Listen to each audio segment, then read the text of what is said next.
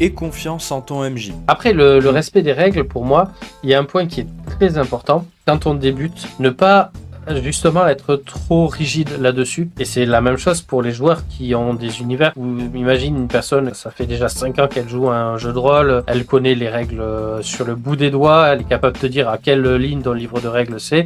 Et t'as un nouveau maître du jeu qui arrive et qui, du coup, change les règles ou les modifie. Ce genre de joueurs vont avoir du mal à l'accepter. Le maître du jeu, il va vous raconter une histoire, il va vous la faire vivre. Et si jamais vous avez besoin de vous raccrocher au système absolument, parce que ça vous rassure, parce que vous avez du mal à vous projeter dans l'histoire et que le système de règles permet de vous accrocher à quelque chose de concret. Il n'y a pas beaucoup de conseils parce que c'est vraiment un type de personnalité. Le seul conseil que je pourrais donner est de faire confiance à la personne qui nous raconte l'histoire sur sa façon d'interpréter, sans être forcément aveugle.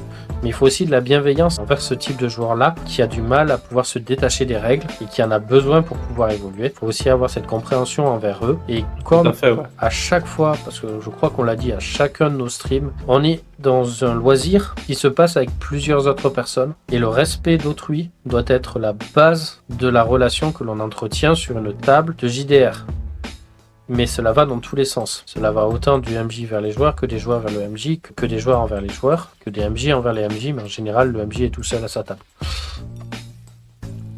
En général.